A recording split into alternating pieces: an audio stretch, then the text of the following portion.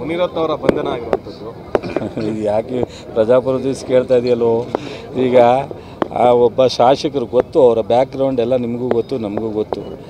ಏನೂ ಮಾಡೋಕ್ಕಾಗಲ್ಲ. ಡೆಮಾಕ್ರಸಿನಲ್ಲಿ ಶಾಸಕರಾದವರು ಶಾಸಕರು ಅಂತಲೇ ಹೇಳಬೇಕಾಗುತ್ತೆ ನಾವು. ಅವ್ರ ಬ್ಯಾಕ್ಗ್ರೌಂಡ್ ಸರಿ ಇಲ್ಲ ಅಂದರೆ ಅವ್ರು ಸರಿ ಇಲ್ಲ ಅಂತ ಹೇಳೋಕ್ಕಾಗಲ್ಲ.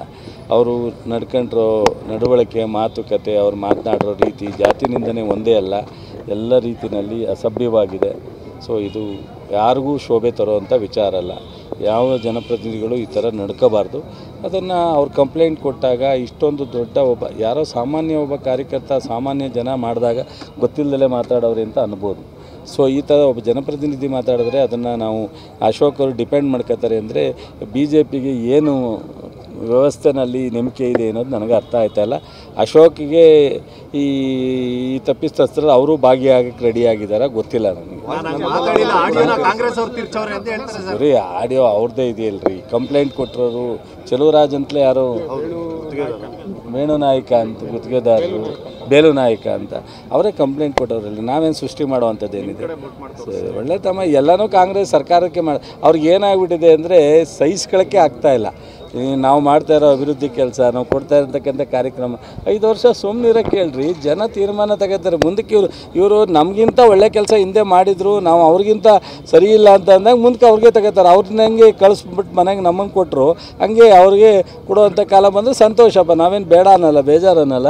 ಸ್ವಲ್ಪ ತಾಳ್ಮೆ ತಗೊಳಕ್ಕೆ ಹೇಳಿ. ಇನ್ನೂ 1 ವರ್ಷ 4 ತಿಂಗಳಾಗಿದೆ, ಇನ್ನೂ 3 ವರ್ಷ 8 ತಿಂಗಳು ಓಡಾಡಿ ಸುಸ್ತಾಗ್ಬಿಡ್ತಾರೆ.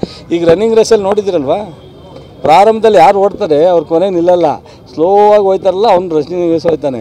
ಹಂಗೆ ಪ್ರಾರಂಭದಲ್ಲೇ ಯಾಕೆ ಇಷ್ಟೊಂದು ಸ್ಪೀಡ್ ಹೊಡ್ತಾರೆ? ಅವ್ರು ಓಡೋದು ಎಲ್ಲರೂ ಬೀಳ್ಬೇಕಾಯ್ತದಲ್ಲ. Thank you sir. ಮುನಿರತ್ನ ಅವರ ಬಂಧನ ಆಗಿರುವಂಥದ್ದು ಇದು ಯಾಕೆ ಪ್ರಜಾಪ್ರಭುತ್ವ ಕೇಳ್ತಾ ಇದೆಯಲ್ಲೋ. ಈಗ ಆ ಒಬ್ಬ ಶಾಸಕರು ಗೊತ್ತು, ಅವರ ಬ್ಯಾಕ್ಗ್ರೌಂಡ್ ಎಲ್ಲ ನಿಮಗೂ ಗೊತ್ತು, ನಮಗೂ ಗೊತ್ತು. ಏನೂ ಮಾಡೋಕ್ಕಾಗಲ್ಲ. ಡೆಮಾಕ್ರಸಿನಲ್ಲಿ ಶಾಸಕರಾದವರು ಶಾಸಕರು ಅಂತಲೇ ಹೇಳಬೇಕಾಗುತ್ತೆ ನಾವು.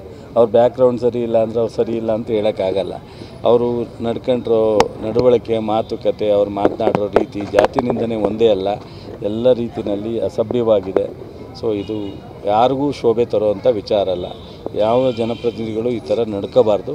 ಅದನ್ನು ಅವ್ರು ಕಂಪ್ಲೇಂಟ್ ಕೊಟ್ಟಾಗ ಇಷ್ಟೊಂದು ದೊಡ್ಡ ಯಾರೋ ಸಾಮಾನ್ಯ ಒಬ್ಬ ಕಾರ್ಯಕರ್ತ, ಸಾಮಾನ್ಯ ಜನ ಮಾಡಿದಾಗ ಗೊತ್ತಿಲ್ಲದಲೇ ಮಾತಾಡೋರು ಅಂತ ಅನ್ಬೋದು. ಸೊ ಈ ಥರ ಒಬ್ಬ ಜನಪ್ರತಿನಿಧಿ ಮಾತಾಡಿದ್ರೆ ಅದನ್ನು ನಾವು ಅಶೋಕ್ ಅವರು ಡಿಪೆಂಡ್ ಮಾಡ್ಕೋತಾರೆ ಅಂದರೆ BJPಗೆ ಏನು ವ್ಯವಸ್ಥೆನಲ್ಲಿ ನಂಬಿಕೆ ಇದೆ ಅನ್ನೋದು ನನಗೆ ಅರ್ಥ ಆಯ್ತಾಯಿಲ್ಲ. ಅಶೋಕ್ಗೆ ಈ ತಪ್ಪಿತಸ್ಥರು ಅವರು ಭಾಗಿಯಾಗಕ್ಕೆ ರೆಡಿಯಾಗಿದ್ದಾರೆ, ಗೊತ್ತಿಲ್ಲ ನನಗೆ.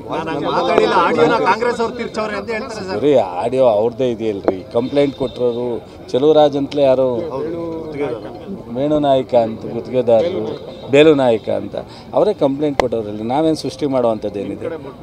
ಒಳ್ಳೆ ತಮ್ಮ ಎಲ್ಲನೂ ಕಾಂಗ್ರೆಸ್ ಸರ್ಕಾರಕ್ಕೆ ಅವ್ರಿಗೆ ಏನಾಗ್ಬಿಟ್ಟಿದೆ ಅಂದರೆ ಸಹಿಸ್ಕೊಳ್ಳೋಕ್ಕೆ ಆಗ್ತಾಯಿಲ್ಲ. ನಾವು ಮಾಡ್ತಾ ಇರೋ ಅಭಿವೃದ್ಧಿ ಕೆಲಸ, ನಾವು ಕೊಡ್ತಾ ಇರತಕ್ಕಂಥ ಕಾರ್ಯಕ್ರಮ 5 ವರ್ಷ ಸುಮ್ಮನಿರೋಕ್ಕೆ ಹೇಳ್ರಿ. ಜನ ತೀರ್ಮಾನ ತಗೋತಾರೆ. ಮುಂದಕ್ಕೆ ಇವರು ನಮಗಿಂತ ಒಳ್ಳೆ ಕೆಲಸ ಹಿಂದೆ ಮಾಡಿದ್ರು, ನಾವು ಅವ್ರಿಗಿಂತ ಸರಿ ಇಲ್ಲ ಅಂತ ಅಂದಾಗ ಮುಂದಕ್ಕೆ ಅವ್ರಿಗೆ ತಗೋತಾರೆ. ಅವ್ರನ್ನ ಹೆಂಗೆ ಕಳಿಸ್ಬಿಟ್ಟು ಮನೆಗೆ ನಮಗೆ ಕೊಟ್ಟರು ಹಂಗೆ ಅವ್ರಿಗೆ ಕೊಡುವಂಥ ಕಾಲ ಬಂದರೆ ಸಂತೋಷಪ್ಪ, ನಾವೇನು ಬೇಡ ಅನ್ನಲ್ಲ, ಬೇಜಾರು ಅನ್ನಲ್ಲ. ಸ್ವಲ್ಪ ತಾಳ್ಮೆ ತಗೊಳಕ್ಕೆ ಹೇಳಿ. ಇನ್ನೂ 1 ವರ್ಷ 4 ತಿಂಗಳಾಗಿದೆ, ಇನ್ನೂ 3 ವರ್ಷ 8 ತಿಂಗಳು ಓಡಾಡಿ ಸುಸ್ತಾಗ್ಬಿಡ್ತಾರೆ. ಈಗ ರನ್ನಿಂಗ್ ರೇಸಲ್ಲಿ ನೋಡಿದಿರಲ್ವಾ, ಪ್ರಾರಂಭದಲ್ಲಿ ಯಾರು ಓಡ್ತಾರೆ ಅವ್ರ ಕೊನೆ ನಿಲ್ಲಲ್ಲ, ಸ್ಲೋ ಆಗಿ ಹೋಯ್ತಾರಲ್ಲ, ಅವ್ನು ರಜನಿ ಹೋಯ್ತಾನೆ. ಹಂಗೆ ಪ್ರಾರಂಭದಲ್ಲೇ ಯಾಕೆ ಇಷ್ಟೊಂದು ಸ್ಪೀಡ್ ಹೊಡ್ತಾರೆ?